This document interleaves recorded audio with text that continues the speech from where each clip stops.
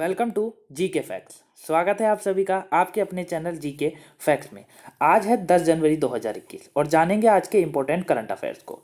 हर question के important points को भी हम इस वीडियो में डिस्कस करेंगे और इस वीडियो की जो पीडीएफ है वो मैंने डिस्क्रिप्शन में दे दी है, आप वहाँ जाके पीडीएफ को डाउनलोड कर सकते हैं।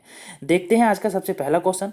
आज का पहला क्वेश्चन है कि निम्न में से किसे ऑल इंडिया फुटबॉल फेडरेशन का पहला उप महासचिव नियुक्त किया गया है। यानी कि ऑल इंडिया फुटबॉल, इसको बोलते हैं AIFF, यानी ऑल इंडिया फुटबॉल फेडरेशन का जो अभी पहले उप महासचिव नियुक्त किए गए हैं, ये किए गए हैं अभिषेक यादव। तो आपका राइट ऑप्शन है ऑप्शन बी, अभिषेक यादव। अब इन्हें ऑल इंडिया फुटबॉल फेडरेशन का महासचिव नियुक्त किया गया है। अच्छा, ऑल इंडिया फुटबॉल फेडरेशन, इसके बारे में इंपॉर्टेंट पॉइंट्स में देखिए। इसकी जो स्थापना है वो 23 जून 1937 को हुई थी। इसका जो मुख्यालय है वो द्वारिका यानी कि दिल्ली में है। इसके अध्यक्ष हैं प्रफुल्ला पटेल। कौन है? प्रफुल्ला पटेल। और इसके उपाध्यक्ष हैं सुब्रत दत्ता। तो इतना आप इसके बारे में याद रखिए। नेक्स्ट क्वेश्चन है आज का, हाल ही में किसे अमेरिका का नया अटॉर्नी जनरल नियुक्त किया गया है? तो अभी अमेरिका का नया अटॉर्नी जनरल नियुक्त किए गए हैं मैरिका गारलैंड। तो आपका जो राइट ऑप्शन है वो है ऑप्शन डी, मैरिका गारलैंड। अब इन्हें अटॉर्नी जनरल बनाया गया है, कहाँ का? अमेरिका का। अच्छा, अमेरिका का बनाया गया है, तो ये है अमेरिका के बारे में। अमेरिका के न्यू जर्सी में अभिनेता धर्मेंद्र जी को लाइफ टाइम अचीवमेंट अवार्ड से अभी सम्मानित किया गया था। अमेरिका के व्हाइट हाउस में 2 भारतीयों को सीनियर स्टाफ में अभी शामिल किया गया है। अमेरिकी स्पेस फोर्स ने अपने जवानों को नया नाम दिया था, वो क्या था? वो था गार्जियंस। ये आप जरूर याद रखिएगा। पाकिस्तानी महिलाओं के लिए मलाला यूसुफजई अधिनियम पारित किया है अमेरिका ने। अमेरिकी संसद के प्रतिनिधि सभा के स्पीकर दोबारा से नैन्सी पेलोसी बने हैं। ठीक है, कौन बनी है? नैन्सी पेलोसी बनी है। फाइजर कोरोना वैक्सीन को आपातकालीन इस्तेमाल को मंजूरी अभी इसी देश के द्वारा दी गई थी। लोगों को रात में छोटे ड्रोन उड़ाने की अनुमति अभी अमेरिका ने दी है। टाइम पत्रिका ने जो बिडेन और कमला हैरिस को पर्सन ऑफ ईयर नामित किया गया है। तो करंट से आप अमेरिका के बारे में इतना याद रखिए। इसकी जो राजधानी है वो है वॉशिंगटन डीसी। ये सबसे बड़ा नगर यहाँ न्यूयॉर्क नगर है। जो बाइडेन यहाँ के अभी नए राष्ट्रपति बने हैं और अमेरिकी डॉलर यहाँ की मुद्रा का नाम है। नेक्स्ट क्वेश्चन है, निम्न में से किस बैंक ने सेना के जवानों के लिए शौर्य सैलरी अकाउंट लॉन्च किया है? तो अभी सेना के जवानों के लिए शौर्य सैलरी अकाउंट लॉन्च किया है बंधन बैंक ने। तो आपका जो राइट आंसर है वो है आंसर बी, ए, बंधन बैंक। बंधन बैंक के द्वारा अभी सेना के जवानों के लिए शौर्य सैलरी अकाउंट लॉन्च किया गया है। तो ये है बंधन बैंक के बारे में। बंधन बैंक, इसकी स्थापना कब हुई? 23 अगस्त 2015 को। इसका मुख्यालय कहाँ पर है? कोलकाता यानी कि पश्चिम बंगाल में। और इसके अभी चेयरमैन है अशोक लहिरी। कौन है? अशोक लहिरी। नेक्स्ट क्वेश्चन है, गृह मंत्रालय ने किस राज्य में संस्कृति और भाषा के मुद्दों के लिए पैनल का गठन करने की घोषणा की है? तो अभी गृह मंत्रालय ने संस्कृति और भाषा के लिए मुद्दों के लिए जो पैनल का गठन करने की घोषणा की गई है, ये की गई है लद्दाख में। तो आपका जो राइट आंसर है वो है ऑप्शन सी, लद्दाख। लद्दाख में अब गृह मंत्रालय ने संस्कृत और भाषा के लिए पैनल का गठन किया है। अच्छा, बात लद्दाख की है तो ये है लद्दाख के बारे में। लद्दाख, राजनाथ सिंह ने लद्दाख में कर्नल चेवंगा रेनू सेतु का उद्घाटन किया है। लद्दाख की राजधानी लेह वर्तमान में देश की दूसरी बड़ा जिला है। राष्ट्रीय आइस हॉकी चैंपियनशिप 2020 का आयोजन लद्दाख में किया जाएगा। गलवान झड़प में शहीद हुए सैनिकों के सम्मान में स्मारक बनाए गए हैं अभी लद्दाख के अंदर। लोसर महोत्सव लद्दाख में ही अभी बनाया गया है। केंद्र सरकार ने लद्दाख में सिंधु नदी पार 144 मेगावाट की 8 परियोजनाओं को मंजूरी दी है। तो इतना करंट से आप लद्दाख के बारे में याद रखिए। लद्दाख की राजधानी लेह है। यहाँ के पहले उपराज्यपाल कौन है? राधा कृष्ण माथुर। कौन है? राधा कृष्ण माथुर। नेक्स्ट क्वेश्चन है आज का, हाल ही में किस राज्य के 4 बार के पूर्व मुख्यमंत्री, कितने बार के? 4 बार के पूर्व मुख्यमंत्री थे माधव सिंह सोलंकी, इनका निधन हो गया है। तो अभी ये जो 4 बार के पूर्व मुख्यमंत्री थे माधव सिंह सोलंकी, इनका निधन हो गया है। ये गुजरात के थे। तो आपका जो राइट आंसर है वो है आंसर बी, गुजरात। अब इनका हाल ही में निधन हो गया है। इनका नाम था माधव सिंह सोलंकी। ये 94 ईयर्स के थे और अभी इनका निधन हो गया। अच्छा, बात अब गुजरात की है तो ये है गुजरात के बारे में। गुजरात, भारत के पहले सी प्लेन सेवा की शुरुआत गुजरात में की गई है। राज्य में शादी समारोह के लिए ऑनलाइन पंजीकरण अनिवार्य कर दिया इसी राज्य के द्वारा। दुनिया का सबसे बड़ा नवीकरणीय ऊर्जा पार्क का उद्घाटन कहाँ किया गया? गुजरात में। दीनदयाल क्लिनिक शुरू करने की घोषणा अभी गुजरात सरकार द्वारा की गई है। आरोग्य वन का उद्घाटन अभी गुजरात में किया गया है। गुजरात सरकार ने किसान सूर्योदय योजना अभी शुरू की है। और गुजरात में बाल पोषण पार्क का उद्घाटन नरेंद्र मोदी जी के द्वारा भी किया गया था। तो ये करंट से आप गुजरात के बारे में याद रखिए। अच्छा, बात गुजरात की है तो ये है मैप में गुजरात। गुजरात की राजधानी क्या है? गांधीनगर। यहाँ की गांधीनगर राजधानी है। राज्यपाल कौन है? आचार्य देवव्रत। मुख्यमंत्री कौन है? विजय रूपाणी। कौन है? विजय रूपाणी। राज्यसभा की 11 सीटें हैं, लोकसभा में 26 सीटें और वहीं विधानसभा में 182 सीटें हैं। नेक्स्ट क्वेश्चन है आज का, निम्न में से किसे सीआईएसएफ के 28वें महानिदेशक के रूप में नियुक्त किया गया है? तो अभी सीआईएसएफ के 28वें महानिदेशक के रूप में नियुक्त किया गया है सुबोध कुमार जायसवाल को। तो आपका जो राइट आंसर है वो है ऑप्शन ए, सुबोध कुमार जायसवाल। इन्हें अभी सीआईएसएफ का 28वां महानिदेशक के रूप में नियुक्त किया गया है। तो ऑप्शन ए आपका बिल्कुल राइट आंसर है। अच्छा, ये 28वें बनाए गए हैं। तो इनसे पहले कौन थे? इनसे पहले थे राजेश रंजन, और उनसे भी पहले यानी कि 26वें नंबर के थे ओम प्रकाश सिंह। तो ये भी आप इस क्वेश्चन के बारे में याद रखिए। अच्छा, बात सीआईएसएफ की है तो ये है सीआईएसएफ के बारे में। इसकी फुल फॉर्म क्या होती है? Central industrial security force. Hindi में इसको बोला जाता है केंद्रीय औद्योगिक सुरक्षा बल। अच्छा, इसकी स्थापना 10 मार्च 1969 को हुई थी। मुख्यालय नई दिल्ली में है और इसके उत्तरदायी मंत्री यानी कि जो केंद्रीय गृह मंत्री इस समय अमित शाह जी हैं वो इसके उत्तरदायी मंत्री हैं। तो इतना आप इस क्वेश्चन के बारे में याद रखिए। नेक्स्ट क्वेश्चन है आज का, हाल ही में जारी ग्लोबल पासपोर्ट रैंकिंग के अनुसार सबसे शक्तिशाली पासवर्ड किस देश का है? तो अभी ग्लोबल पासपोर्ट रैंकिंग के अनुसार सबसे शक्तिशाली पासवर्ड है जापान का। तो आपका जो राइट आंसर है वो है ऑप्शन डी, जापान। जापान का जो पासपोर्ट है वो अभी ग्लोबल पासपोर्ट रैंकिंग में सबसे शीर्ष पर है और सबसे शक्तिशाली पासपोर्ट जो है वो जापान का है। अच्छा, ये सबसे शक्तिशाली पासपोर्ट क्या होता है?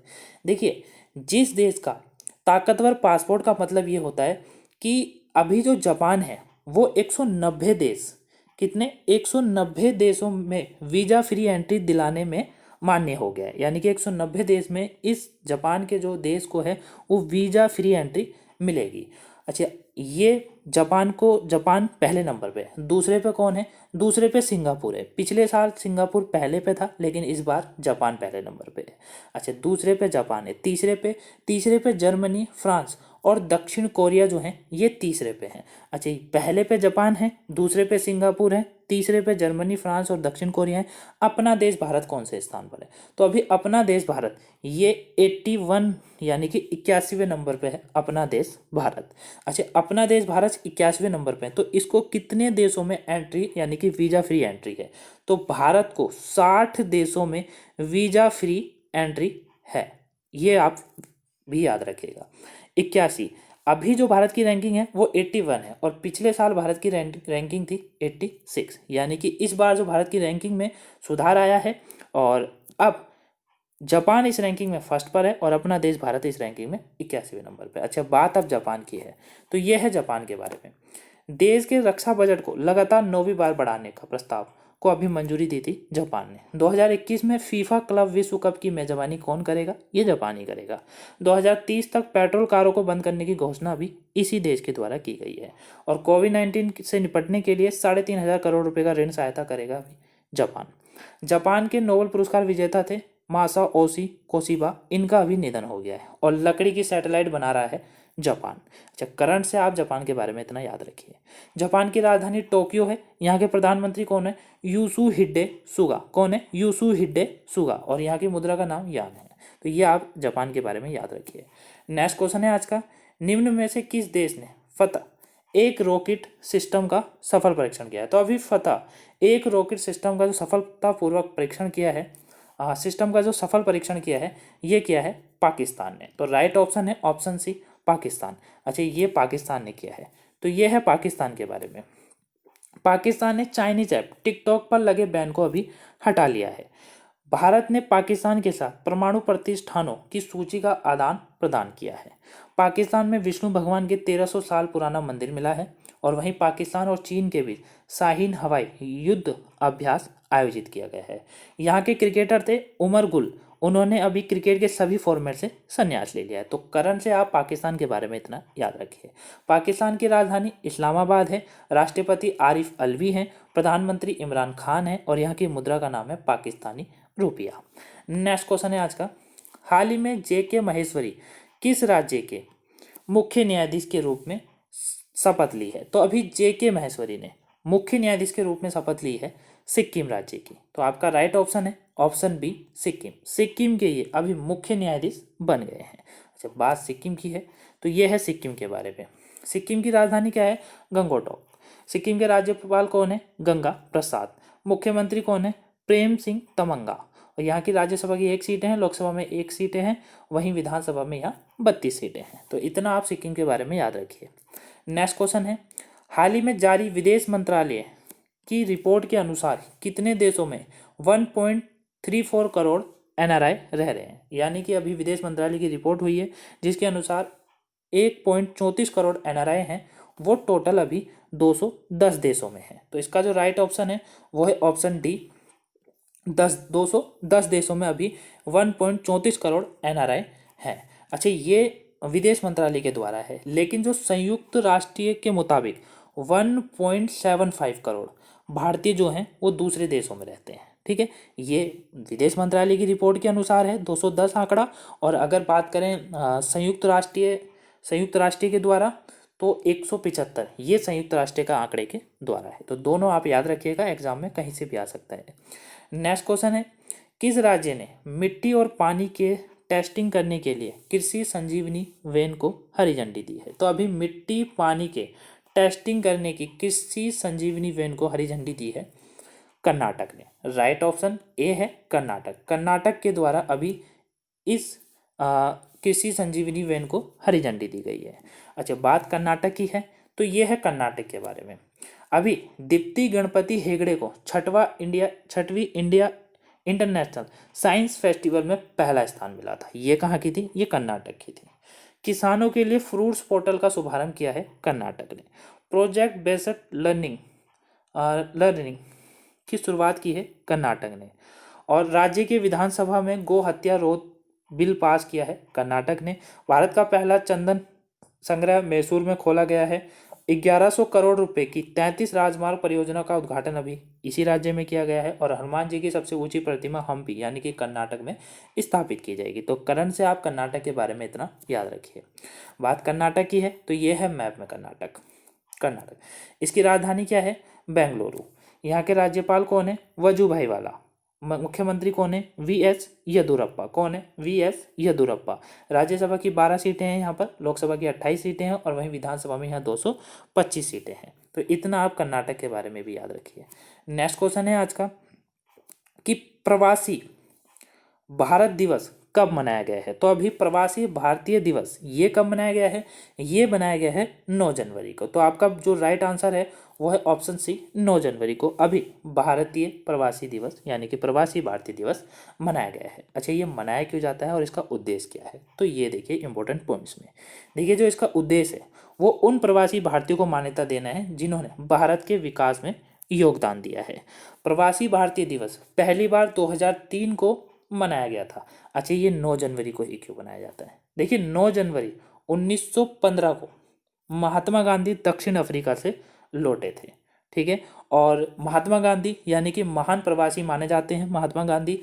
ये जो हैं इन्होंने केवल भारत के स्वतंत्रता संग्राम का ही नेतृत्व नहीं किया, बल्कि ये भारतीय जीवन में हमेशा के लिए बदलाव लेकर आए थे। कौन? महात्मा गांधी। तो इसीलिए 9 जनवरी 1915 के महात्मा गांधी के भारत लौटने पर प्रवासी भारतीय दिवस मनाया जाता है। तो इस क्वेश्चन से आप इतना याद रखिएगा। देखते हैं कल के क्वेश्चन का आंसर।